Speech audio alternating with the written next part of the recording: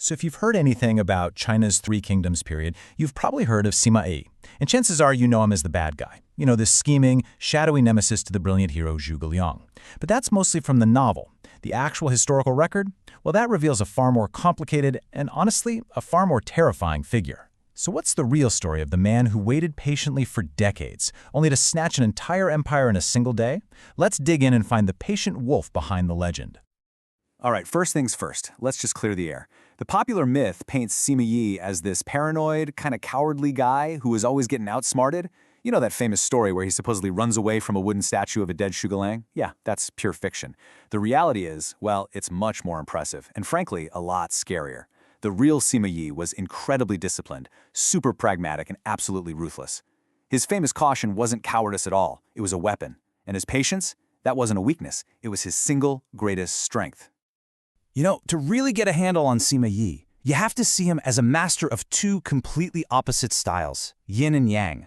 On one hand, he had this almost superhuman ability for yin, you know, being passive, just enduring, absorbing whatever was thrown at him. But then, on the other hand, he could just unleash yang, this shocking speed and decisive brutal force. It was his knack for switching between these two that made him so unpredictable and so dangerous. His mastery of yin, that passive side, is perfectly captured in his long rivalry with Zhuge Liang. For years, his main job was just defending the kingdom of Wei from Zhuge Liang's constant invasions. Now, Zhuge Liang desperately needed a big, decisive battle, but Sima Yi just refused to give him one. He just sat behind his walls and waited. To try and provoke him, Zhuge Liang sent him a box, and inside, women's clothing. A massive insult, basically calling him a coward. Sima Yi's own generals were absolutely furious, ready to fight. But Sima Yi? He stayed calm. He knew exactly what Zhuge Liang was doing, and he simply refused to take the bait. See, here's what Sima Yi understood, and what his brilliant rival didn't seem to grasp. He didn't need to win some grand, glorious battle. He just needed to wait. Zhuge Liang's army was way out at the end of a very long, very fragile supply line. Sima Yi, on the other hand, was the defender. He had all the advantages. So his strategy, which historians kind of call turtling, was just to outlast his opponent. He'd wait until their supplies ran out, or, their great strategist literally died from exhaustion on the campaign trail. And guess what? That's exactly what happened. But just when everyone thought he was only capable of waiting, Sima Yi would unleash that yang side. There was this general, Meng Da, who was planning a rebellion. He figured it would take Sima Yi at least a month to get permission from the emperor and then march an army all the way to his remote city. Big mistake. Sima Yi didn't wait for permission. He force-marched his army 240 miles in just 8 days, an absolutely insane pace for that time. He showed up so fast that the rebellion was crushed before it even really started. This proved his patience wasn't his only move. It was a choice.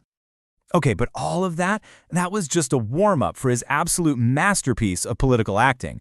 See, late in his life, he was made a co-regent for the young emperor, sharing power with this arrogant guy from the imperial family named Cao Shuang. Well, Cao Shuang and his buddies quickly shoved Sima Yi aside, stripping him of any real power. So Sima Yi began his greatest performance, a 10-year-long act designed to convince everyone that he was completely finished. His deception was just a masterclass in political theater. First, he just let them push him out of power, didn't fight it. Then, he announced his retirement, claiming he had some debilitating illness. But the key was the performance.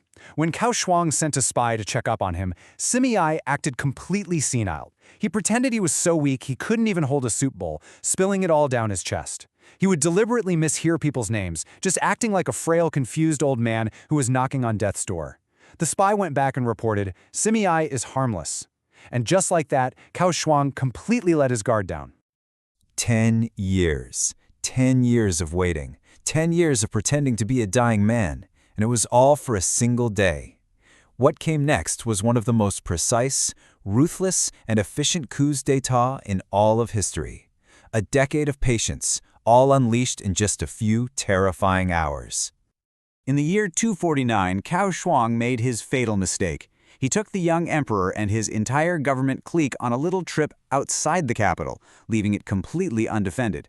And in that moment, the dying Sima Yi was suddenly cured. He and his sons took the city gates, they took the palace, they took the armories. Now Cao Shuang was stranded. He had the emperor, sure, but Sima Yi had all the food and all the weapons. Sima Yi then made him an offer. He swore a sacred oath on a river, a huge spiritually binding promise that if Cao Shuang surrendered, he could live out his days as a rich man. Cao Shuang agreed, and Sima Yi immediately broke his oath. And he didn't just execute Cao Shuang and his inner circle. No. He inflicted one of the most brutal punishments you could imagine, the extermination of 3 clans. What does that mean?